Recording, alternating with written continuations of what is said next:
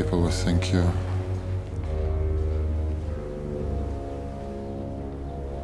up to something. Welcome to Ms. Mojo, and today we're counting down our picks for the top 10 differences between Harry Potter and the Philosopher's Stone book and movie. Take Fluffy, for example. Just play him a bit of music and he falls straight to sleep.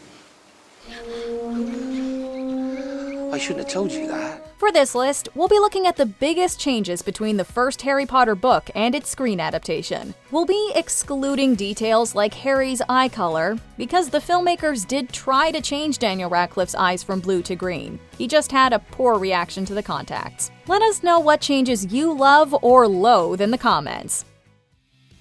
Number 10. Priorities. When it comes to Rupert Grint, there's no one else we could have imagined as Ron Weasley. He's got the flaming red hair, that crooked grin, and of course his signature humor. Hermione Granger? Oh no.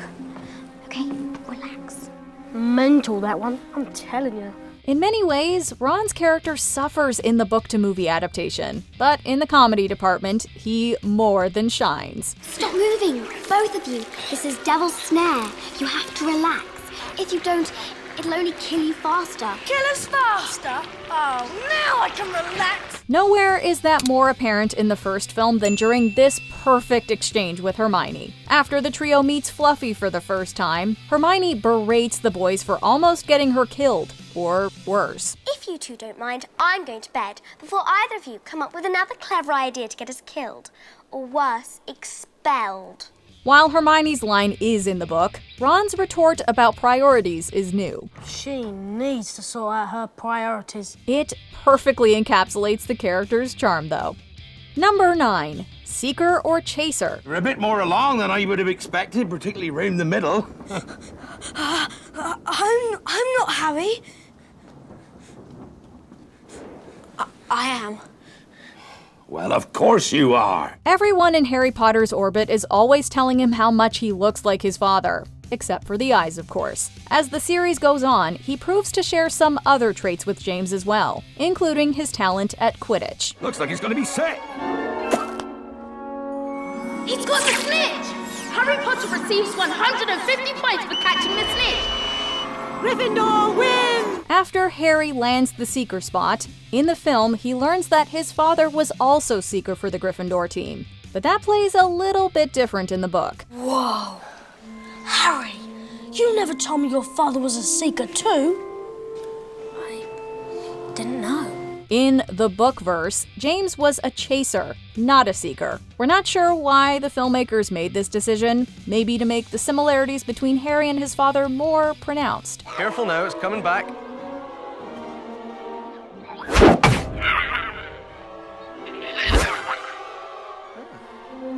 Not bad, Potter. You'd make a fair beater. Number 8. The Mirror of Erised.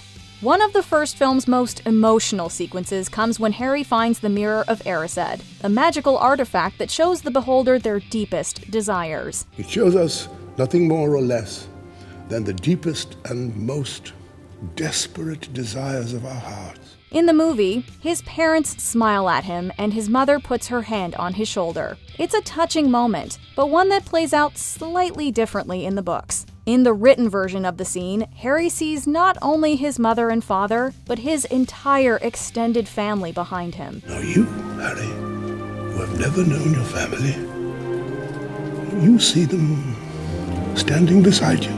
The film's version of events is intimate and bittersweet, but the book's version really drives home just how lonely Harry feels, and how much he wishes he had family surrounding him. Harry, do you think this mirror shows the future? How can it? Both my parents are dead. Number 7. Nicholas Flamel. This French wizard and alchemist plays a significant role in the first Harry Potter story, mostly for his creation of the titular Philosopher's Stone. Of course, here it is. Nicholas Flamel is the only known maker of the Philosopher's Stone. The what? Honestly, don't you two read? In the film, the trio first hears about Nicholas Flamel when Hagrid accidentally lets his name slip. Typical Hagrid, am I right? It's dangerous. What that dog is guarding is strictly between Professor Dumbledore and Nicholas Flamel. Nicholas Flamel? I shouldn't have said that. But in the book, they actually come across his name much earlier. On the train on the way to Hogwarts, Harry reads Nicholas Flamel's name on the back of Dumbledore's chocolate frog card. I've got Dumbledore. I got about 6 of him. Hey, he's gone. Well, you can't expect him to run around all day, can you? This small moment causes Harry to remember Flamel's name when he hears it later on. Then Flamel, he'll die, won't he? He has enough elixir to set his affairs in order. Number 6. Hagrid and King's Cross. Hagrid and Harry's initial meeting in both the book and the film is an absolutely iconic moment. Blimey, Harry, didn't you ever wonder where your mum and dad learned it all? Learned what? You're a wizard, Harry. I'm a what? A wizard. Hagrid picks Harry up on his birthday, which is July 31st, and is the person who takes him to Diagon Alley to get all of his school supplies. Harry. Harry. Happy birthday. But, as any committed Potter fan knows, the Hogwarts Express doesn't leave until September 1st. In the book, Harry goes back to the Dursleys, who end up taking him to King's Cross. But in the film, Hagrid drops Harry off. What are you looking at? Blimey, is that the time? Sorry, Harry, I'm going to have to leave you. Dumbledore will be wanting his, well, he'll be wanting to see me. In this instance, we think the book version makes a bit more sense. Harry ends up getting lost in both cases. And while we can believe the Dursleys would have left him to fend for himself, Hagrid would never. Hagrid, there must be a mistake. This says platform 9 3/4. There's no such thing. Is there? Number 5. Peeves. Hello? How are you? Welcome to Gryffindor.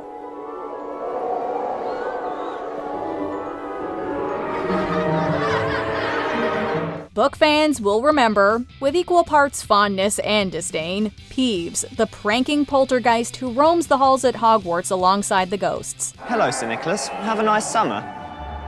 Dismal. Once again, my request to join the Headless Hunt has been denied. Unfortunately, this character never makes an appearance in the film, but this almost wasn't the case. Actor Rick Mile was cast in the role, and even filmed scenes with director Chris Columbus and the rest of the cast. You're nearly Headless Nick. I prefer Sir Nicholas, if you don't mind. Nearly headless? How can you be nearly headless? Like this. His scenes ended up being cut from the movie, but Columbus has reportedly said he would like to release a cut of the movie that includes Peeves. Have you heard Harry Potter's the new Gryffindor Seeker? I always knew he'd do well. To that we say, release the Peeves cut. Number 4. Professor Quirrell's death. Nice to meet you. Fearfully fascinating subject.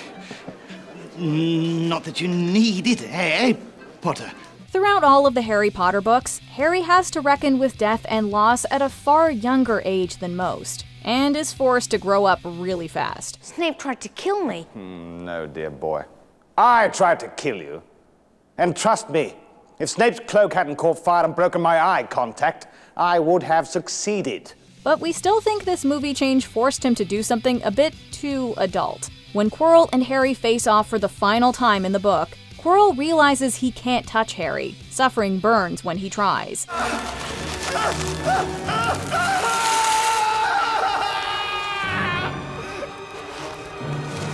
What is this magic?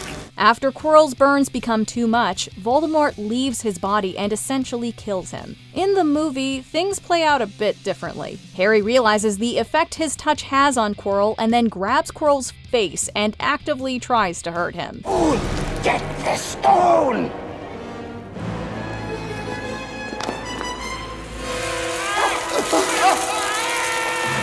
It's a dark turn for our hero, to say the least. Number 3. Harry and Draco meet. True then, what they're saying on the train. Harry Potter has come to Hogwarts. Harry Potter. This is Crabbe and Goyle, and I'm Malfoy. Harry and Draco's first meeting in the movie is a memorable one, mostly because of Tom Felton's delightfully snide portrayal. Malfoy tries to befriend Harry, but ultimately fails after making fun of Ron. Think my name was funny, do you? No need to ask you yours. Red hair, and a hand-me-down robe? You must be a Weasley. In the book, however, the two meet before they ever make it to Hogwarts. While shopping with Hagrid in Diagon Alley, Harry meets Draco at Madame Malkin's robe shop, where he makes a similar impression, to say the least. You'll soon find out that some wizarding families are better than others, Potter. You don't want to go making friends with the wrong sort. I can help you there. We're not sure why this moment was changed in the movie, but our father will be hearing about it. No. I think I'll leave it somewhere for Longbottom to find. How about the roof? Number 2, The Welcome Feast. It's not real, the ceiling. It's just bewitched to look like the night sky. I read about it in Hogwarts, a history. If you're a huge Potter fan, you probably remember the first time you saw the Great Hall. It was spectacular, a true feat of set design that captured the magic of the book. But while the set may have been exactly what we imagined, the sequence of events was a bit different. Mr. Filch has asked me to remind you that the third-floor corridor on the right-hand side is out of bounds to everyone who does not wish to die a most painful death. In the books, the Sorting Hat sings a welcome song to the waiting first years, who are put into alphabetical order to be sorted, meaning an anxious Harry will go close to last. Are you sure? You could be great, you know. It's all here in your head. After the sorting, Dumbledore gives an odd, amusing speech, and the feast begins. Let the feast begin.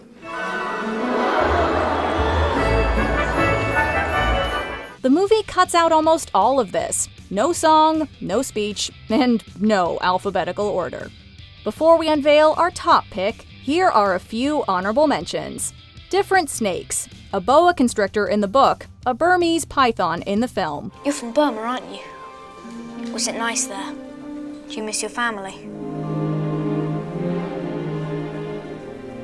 I see. Detention. A missing Neville Longbottom. 50 points will be taken. 50? Each.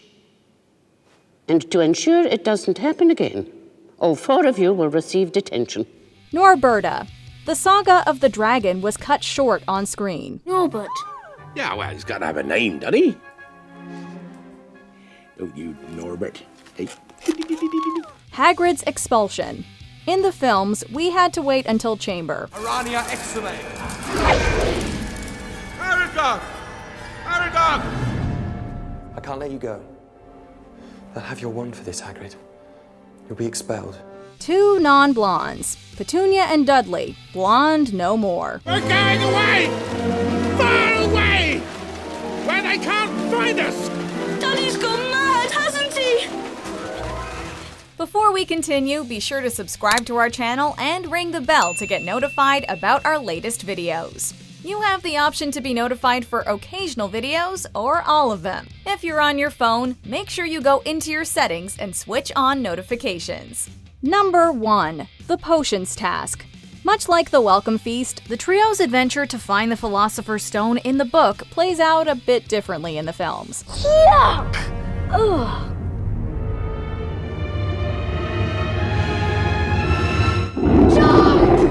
For one, Ron doesn't have to remind Hermione that she doesn't need wood to create a fire to fight Devil's Snare. Devil's Snare, Devil's Snare. It's deadly fun, but we'll sulk in the sun, that's it! Devil's Snare hates sunlight. Luma Solem! But perhaps more importantly, one of the tasks the trio has to overcome is cut out altogether. In the book, the final task that Harry and co faces is a potions-based one, where they're asked to figure out what potion they need to drink to move on. Harry, it's you that has to go on. I know it. Not me, not Hermione, you. This task is completely cut out of the film, moving right from the chess game to the chamber. Take care of Ron. Then go to the Owlery. Send a message to Dumbledore. Ron's right. I have to go on. Do you agree with our picks? Check out this other recent clip from Ms. Mojo. And be sure to subscribe and ring the bell to be notified about our latest videos.